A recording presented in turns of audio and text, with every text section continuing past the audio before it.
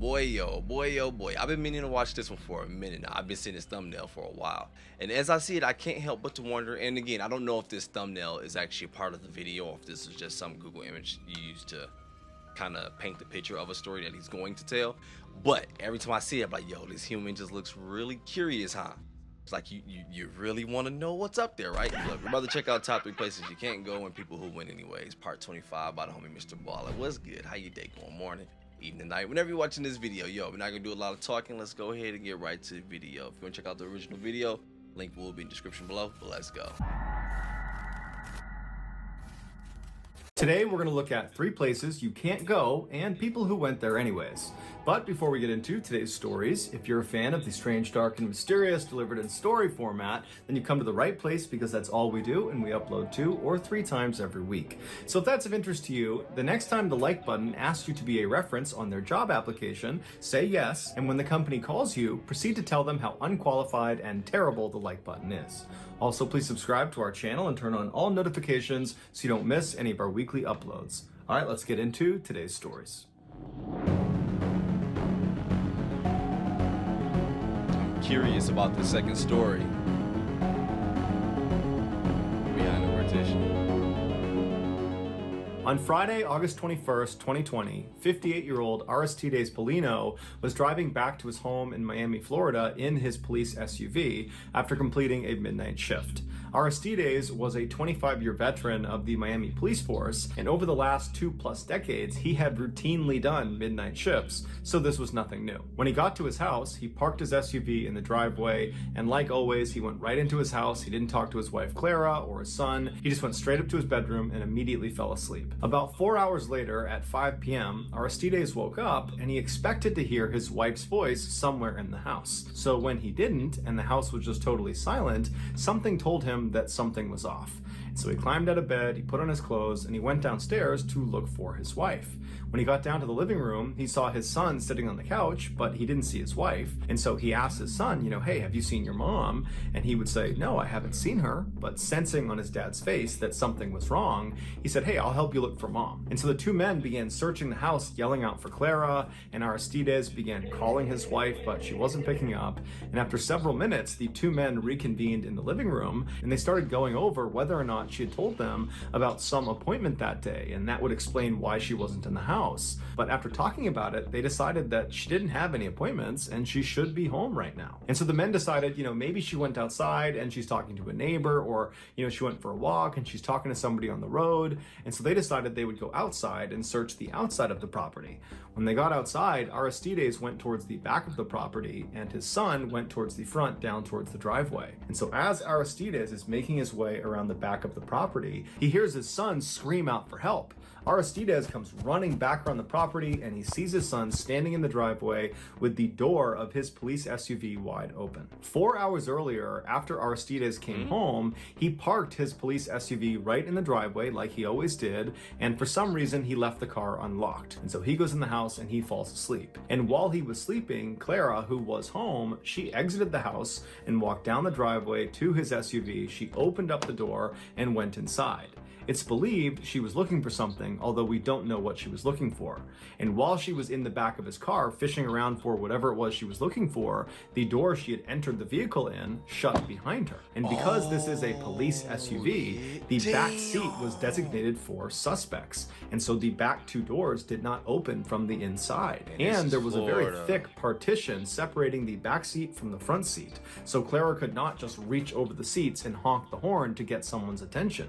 And Clara did not have her cell phone, so she couldn't call anyone for help. And It's legit sound like a movie. Everything like he just said, I ain't gonna repeat it, but of course, yeah, locked in there damn near like a child security. Freaking can't reach to the front to honk the horn, because I don't know if you've ever been in the back of a police car, but you can't reach up there. It's a glass in the way. Damn. I'd have been trying to rock that mother. Is it alarms on police cars? Attention. And Clara did not have her cell phone, so she couldn't call anyone for help. And when she screamed out for help to somebody out on the road to help her, her screams were severely muffled, and the back windows of this police car were heavily tinted, making it extremely difficult to see that there was a person in the back seat of this car. So for 4 hours, Clara desperately screamed and kicked and punched and did everything she could to try to free herself from the situation she was in. All the while, the temperature inside the car continued to go up. The SUV was parked in full sunlight, no shade whatsoever, and the temperatures that day were over 90 degrees Fahrenheit. And so by the time Clara was ultimately discovered, the inside of that SUV had effectively become an oven. Aristides ran over to his vehicle and he pulled his wife out and he started doing CPR on her, but it was too late. She had died of heat stroke. Her death was ultimately ruled an accident. Damn. I was not expecting that. I ain't gonna lie. I don't know if it was from movies or what, but I was like, oh shit. Oh shoot, she gonna shoot herself with the damn shotgun in there or something. It was too late. She had died of heat stroke. Clara. Her death was ultimately ruled an accident. On May 22nd, 2021, a father and his young son were out for a walk in their small suburban town just outside of Barcelona, Spain. When they reached their downtown, they were going to turn around and walk back home, but the boy pleaded with his father to make a quick stop at the old theater. The reason the boy and many other kids in the town loved going to this old theater was because out front of it was this huge papier-mâché statue of a dinosaur, a stegosaurus to be exact. And so after a little bit of convincing, the father finally agrees and they start heading in that direction. After they turned the corner and could actually see the dinosaur statue, the boy took off running while the father just stayed back and walked leisurely, watching his son the whole time. And as he's watching his son, he can see he gets right up to the statue, and then the boy just kind of suddenly stops and stares at something on the bottom of the statue. And so the father notices his son has seen something peculiar enough to make him stop and stare, and so he yells to his son, "Hey, what do you see?" And the son just points at the back right leg of the statue. And so the father thinks this is really weird, so he jogs up to his son and he crouches down right next to him. Well, I'm picturing my bad. I'm picturing Ace Ventura right now because I thought old dude was I thought he was gonna get in it, but I think the son is gonna find someone already in that mug. But I was just picture Jim Carrey coming out that motherfucker. My bad, back to the video. And so the father thinks this is really weird, so he jogs up to his son and he crouches down right next to him and looks in the direction his son is pointing. And at first, the father believes all his son is pointing at is this fairly obvious crack on the outside of the statue on the back right leg. And he's thinking his son has just noticed that the statue is kind of falling apart. But as he's looking at this crack that his son is pointing at, he realized his son was not pointing at the crack. He was pointing... I'm sorry. Okay, alright, watch the video. My bad. His son has just noticed that the statue is kind of falling apart. But as he's looking at this crack that his son is pointing at, he realized his son was not pointing at the crack. He was pointing at what was behind the crack, what was inside the dinosaur statue. And when the father realized what he was looking at, he grabbed his son, stood up, and ran in the other direction and called emergency services. A few minutes later, the police and fire department show up in front of this old theater. They get out and they go up to the statue and they confirm what's inside this back right leg. Afterwards, they go to their trucks and they get out chainsaws. Eventually, they were able to carve a big enough square on this back right leg that they were able to remove the thing that the father and the son had seen originally, and that was a dead man's body. Not much is known about this dead man, except that he was a 39-year-old man who his family had reported missing a couple of days before he was actually found. While we don't know this for sure, it's believed he decided to crawl inside the statue when he realized the belly of the dinosaur was movable. Now, it's not entirely clear how he figured that out. Either the belly was already moved and he saw the opening and so saw the opportunity to crawl inside for some reason, or he was poking and prodding at the statue and discovered the belly was movable, moved it aside, and then again seized the opportunity and crawled inside. But either way, the man crawled inside the statue, and then once he was in the dinosaur, his phone slipped out of his hand or slipped out of his pocket, and then instead of falling out of the dinosaur onto the ground, it fell inside the dinosaur and slid down the inside of the statue statue until it fell into the bottom of the bottom right-hand leg. And so the man decides to go after his phone, and so on his belly, he slides over to the back right leg, and then he begins lowering himself head first into the leg, reaching for his phone. And so as he's kind of slowly lowering himself down, using his legs to pin himself inside the statue, he gets closer and closer, and he's almost about to grab his phone when his feet lose their grip and he slips and falls headfirst all the way to the bottom of this back right leg. The space he was in was so tight, he was not able to turn himself around and climb up and out again. In fact, it was so tight, he could barely move. His arms were pinned by his side, and so he couldn't use them to even push himself back up and out. And because he could not bend his legs, he could not use his legs to pull himself back out again either. And so this man most likely began screaming for help, but for whatever reason, nobody heard him. And so after what must have been several agonizing days, the man finally just died. His autopsy has not been made public, so we don't know for sure. Yo, real quick, I don't know if I stumbled across this information or if it was something I actually like saw with y'all from watching true crime, horror, whatever. But I ain't gonna lie, when I saw it, I don't know if it's one of those things where it's like, yo, you should really run with it, or if it was just one of those things that sound really good to me. Because to me, I ain't gonna lie, it sounds really good. But basically, it was someone explaining. It was like, whenever you're in these situations, if you find yourself in these situations, let's say if you're stuck in a dinosaur's leg, I don't know, and of course you're in a weird situation and it's hot, XYZ. Basically, kind of same story, situation how Claire in the police car, whatever. Basically, if you're in a situation, oh no, I don't want to use hers because let's use the second one. Let's use the dinosaur leg. All right. So basically, if you're in a spot like that, right, you don't want to panic and overreact and ish because you need to keep as much of the freaking air that you have, whatever. But it was like what you want to do is you want to do ish where it's like I think you want to do the consecutive like in order. Let's say if you was going like knock knock knock, wait a bit, knock knock knock, but you want to keep doing the same pattern because people will start to notice it. Because if it was just different, just kind of off, people just think it's like something random. Like, well, something is happening, something not. But if it's a pattern, like a beat, people are like, wait, people start to catch on, like, yo, wait, what is that? What's going on? And they kind of come towards it. Even though, don't get me wrong, I know that's definitely probably one of those situations easier said than done. Because I'm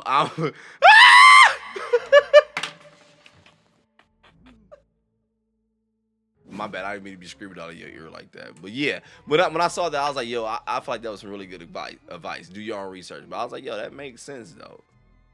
The man finally just died. His autopsy has not been made public, so we don't know for sure what actually killed him, although one could speculate he died of either dehydration or perhaps asphyxia from being trapped in this really tight space where his chest may not have been able to expand all the way, and so he would have eventually suffocated. Following the gruesome discovery, the dinosaur statue was removed from the front of the old theater. It wasn't even an animal fault. That's crazy. I'm gonna let the ads play real quick. But rest in peace. Oh man, damn. Yeah. See, I ain't gonna lie. The reason why I wanted to use the first story, exclude the first story from when we was talking. We got ads playing. I got a reason to talk your ear off real quick. Is because I ain't gonna lie, hers, and even though from the second story, this was what people were putting together, what happened so far, what it seems like. But the first one, I was like, nah, that was a huge mistake. She could have been being nosy. I don't know, trying to look for some information. I don't know what was really going on. But regardless, that first one, Claire, let me mute this ad. That one, I really felt like it was a mistake, like legit. Like I can't see a reason why anyone would mistakenly climb into a dinosaur body. I can't see that. Rest in peace, though. In the early 1980s, John Harder was the classic, athletic, popular kid at his high school in Delaware, Ohio, which is a relatively small town just outside of the state's capital. But unlike most stereotypes that paint high school jocks as being these total jerks, that bully people and they're kind of stupid, John was none of those things. He was incredibly friendly and very warm-hearted and seemed to get along with everyone. John also was known for having a great sense of humor. In particular, he liked to play these kind of harmless pranks that would make people smile, like the time he very enthusiastically joined the cheerleaders during a high school pep rally, despite not actually being a cheerleader himself. John was set to graduate from high school on June 5th, 1983, and his plan was to study accounting at Kent State University the following year. A few weeks before his graduation, John's high school began selling these tickets to a grad night at a huge amusement park called Kings Island. Island. Kings Island was located about 2 hours west of John's high school, and it was home to dozens of roller coasters, water slides, and many other attractions. During their so-called grad nights, this amusement park would shut down their public operations and not let anybody into the park that did not have these special student tickets that they gave to local area high schools. John, who was 17 years old at the time, was very excited at the idea of going to this grad night, and so he went and purchased tickets along with about 20 other students from his high school. At about 3:30 p.m. on Friday, May 13th, John and the other students who had bought grad night tickets met up outside of their high school. While this was a school-sponsored trip, the students were responsible for driving themselves to the park. And so after all the students were accounted for, they all piled into a couple of their cars and they began their journey to the park. After a few stops along the way to get food and go to the bathroom, the students finally arrived at the park at about 7 p.m. And on the drive, John, who had been a passenger,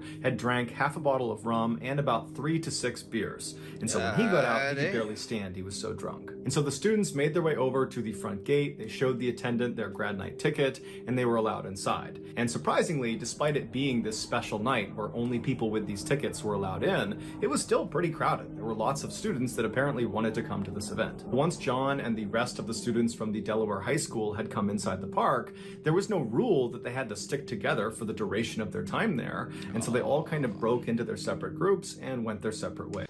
Let me guess, he's drunk and about to end up somewhere he's not supposed to be. I don't know.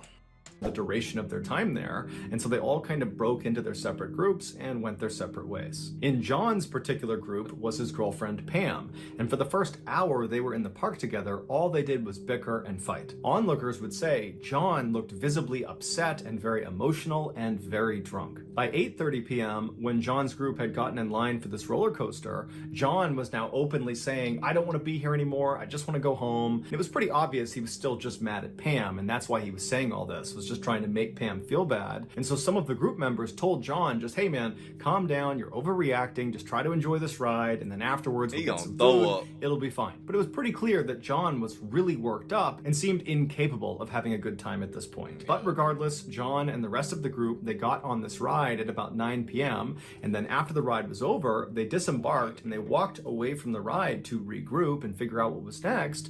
And they're looking around and John is nowhere to be found. And so after waiting for a few minutes and actually walking around looking for him, they decided that, you know what, he was really upset before he got on this ride. He probably just wanted to walk away and be by himself for a bit.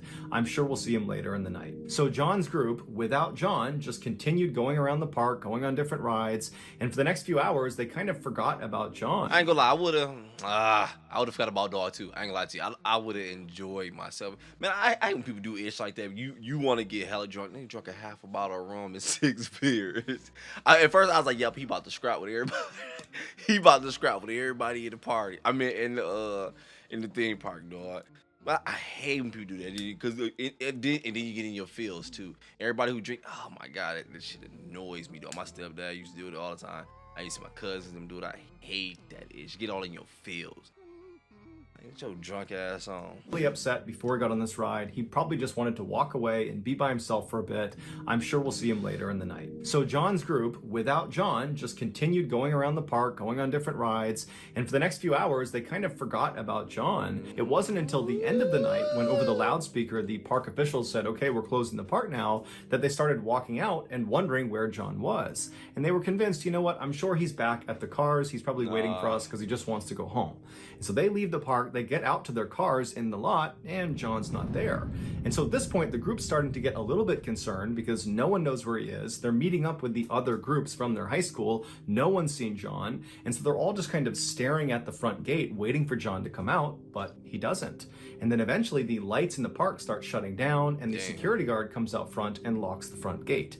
And that's when the group knew they had a problem. After an extensive investigation by police, this is their best guess as to what happened to John. After John and his small group rode that roller coaster around 9 p.m., John very quickly disembarked the ride before anybody else in his group could see him. And then John stumbled his way towards the replica Eiffel Tower that this park was famous for. This tower stood at about 300 feet tall and was built to be an exact replica of the Eiffel Tower in Paris, France, but this one at Kings Island was only a third the size. It had 3 elevators that went up the center of the structure, and the elevators would stop at a 50-foot platform and a 200 275-foot platform where guests could look out and have a great view of the park. While today, the only way to access these two viewing platforms is through these elevators, at the time John was at the park in 1983, the park actually had a flight of stairs that went from the ground all the way to the very top of the tower that went right up the middle of the structure, and the public was allowed to take these stairs all the way up to the first platform, that 50-foot platform. And while the I ain't gonna lie, it would have been a beautiful experience, because that sounds pretty dope to do, but things gotta change when ish happen. Man, I feel like he either can go up there and jump, or he can go up there and he's gonna be drunk and stumble, huh? public was allowed to take these stairs all the way up to the first platform, that 50-foot platform. And while the stairs did actually continue beyond that, up to the 275-foot platform, the public was not allowed to go any higher on the stairs than that first platform. And so if you took these stairs, once you got to the 50-foot platform, there would be a big fence right on the stairwell preventing you from going any farther. And it says authorized personnel only, don't go any farther. And so the only people that would walk up those additional flights of stairs were staff that had a special key. When John stumbled his way over to the base of this replica tower, he did not get on an elevator. Instead, he took the stairs. So he made his way up to the 50-foot platform, and then when he got to this 6-foot tall gate preventing him from going any farther, he just climbed up and over it and continued walking up the stairs, and nobody stopped him. He finally came to a stop just below the 275-foot mark, and so he's on the stairwell, and at this point he turns and faces the inside of the tower. It's all these metal beams all over the place, and he climbs over the railing of the stairs he's on, and he climbs onto this narrow beam that's actually a part of the support structure of this tower, and he grabs onto the beam above him and just begins walking along this beam towards the center of the tower where the 3 elevator shafts are. Now, there's no safety net on either side of John, so if he slips and falls, he's falling hundreds of feet to the ground. And if he keeps walking and actually gets into the elevator shaft, there's nothing protecting him from being struck by one of the elevators, because the people who built this tower were not thinking about people walking on these exposed beams hundreds of feet up into the air. This is a totally dangerous and unauthorized area. But John just continues shimmying across this beam until he does get to the middle of the tower, and now he's literally standing looking down into the elevator shafts. And as he's most likely looking around, admiring where he was, one of the elevator cars below him began to start moving. To understand what happens next, you need to have a rudimentary understanding of how this elevator worked. A large metal rope was attached to the top of the elevator car, and from there it was thread up the elevator shaft all the way to the top, where it was fed through a pulley that was anchored to the ceiling, and then that rope was fed right back down the shaft to the bottom, where it was attached to a counterweight. A counterweight is just a large heavy weight that's designed to balance this elevator car on this pulley system. Without the weight, the elevator car would just slip off of that pulley. And so anytime the elevator car moved up, the counterweight would move down, and vice versa, making sure that car was always balanced. And so John is standing right on the edge of this elevator shaft, presumably just kind of looking around, admiring where he was, when down below him, that elevator car starts to move, and it starts to actually descend away from John. And so the car itself is not necessarily a threat to John. However, its counterweight is, because if the car is going down, its counterweight is going up, and it's right in the path of John. And so as John is leaning out over the shaft looking around, this counterweight comes screaming up and picks him off of the beam he's on and carries him up into the shaft. The impact on John was so strong that it's believed he was actually impaled on some of the exposed metal wiring on top of this counterweight, and he got totally tangled up in all of the cables on top of there. And so as John is desperately trying to free himself, the elevator operator, there was always a staff member inside of these elevator cars, he actually noticed when John got stuck on the counterweight, but of course this worker would have no idea that's what it was. They would later recall it just felt like the car suddenly jumped. And so this worker, fearing that something had gone wrong with the elevator car itself, he decided he would... My bad, I'm tripping, though. Like I figured some shit out. Like, duh. But I did learn something, though. I learned about a cartway, because I ain't gonna lie, movies have my head messed up. I used to think like, oh, if I ever strangely end up on top of a elevator, it's like, all right, well, I just stay on it. When it goes down, I go down with it. When it go up, I go up with it. Wrong. That don't work. What, Bugs Bunny? You lied. That won't work. I don't think it was Bugs Bunny, but it was some cartoon, probably Animaniacs. I don't even know why I would think I don't know why I would think I could do what an Animaniac could do anyway. They all low key psychopath. Like they all schizo. Like yo, I ain't gonna go into that. But let's finish this video. It's a fire show. Them niggas crazy. No idea that's what it was. They would later recall it just felt like the car suddenly jumped. And so this worker, fearing that something had gone wrong with the elevator car itself, he decided he would ride it all the way to the bottom, let everybody get out, and then ride back up to the top totally empty to make sure that the car actually worked before allowing people back on. And so the worker went to the ground, everybody got out, he closed the doors, he began his ascent. He got to that first platform at 50 feet, no issues. He got about 10 feet above that first platform, so at about 60 feet, when all of a sudden he hears an unbelievably loud thud on the roof of his elevator car, causing his car to immediately come to a stop. And then blood began pouring over the sides of the car over the windows. After getting stuck on the counterweight, John probably did everything he could to try to free himself, but he just couldn't do it. However, when that elevator worker decided to go back up again to test the capacity of the elevator car, it reversed the direction of the counterweight that John was stuck on. And so as that car was going up, John began going down, and it was on this descent that parts of John's body must have been dangling off of this counterweight, and they must have struck one of the beams as he was going down, and that beam effectively pried him off of whatever he was stuck on and threw him over the edge into the center of the shaft. And so John would fall 200 feet and he would land on top of that elevator car, dying instantly. The park was very quick to block off the ride and the whole scene and got police involved very quickly. So only a very small number of guests and employees were aware an accident had even happened, and very few of them were aware that it had been a fatal accident. As for the police, they knew they had a dead body, but they had no way to identify the body. There was no ID cards on John, and so they had no way to let his friends know that were in the park or to tell his family. And so it wasn't until that night, when John's friends are out in the parking lot waiting for John to come out again, that they got really worried, and they went up and spoke to a security guard at the front of the park. And that security guard, after hearing their story, would tell them that actually there had been an accident in the park and there was a body, and the police are still trying to identify this body. And so maybe you guys want to go over to the hospital and see if it's your friend. And so sure enough, the friends went to the hospital, and they would confirm that the body was John Harder. To this day, no one knows for sure why John did what he did. Some say he was just drunk and it was a dumb decision that led to his death. Others say he was suicidal, but many of the Yeah, because I ain't gonna lie, man. And again, everyone's drunk is different. My shit-faced drunk is not gonna be the same as everyone else's. But damn, man, I don't know. It just felt like more went to this mentally. I ain't gonna lie, it feels like that. But hey, I don't know. This is just me assuming. It don't feel like it was just drunk. It felt like legit some ish was going wrong, and the mental was already there anyway, so that's why I'm about to just try to drown it out anyway, as people do with alcohol and ish. So I guess get to the park, ish still ain't working out. I don't know. Hey, F it. Damn, regardless, though, man, rest in peace. What a effed up way, dude. It was John Harder. To this day, no one knows for sure why John did what he did. Some say he was just drunk and it was a dumb decision that led to his death. Others say he was suicidal, but many of the people that were close to him say, no way, he was not suicidal.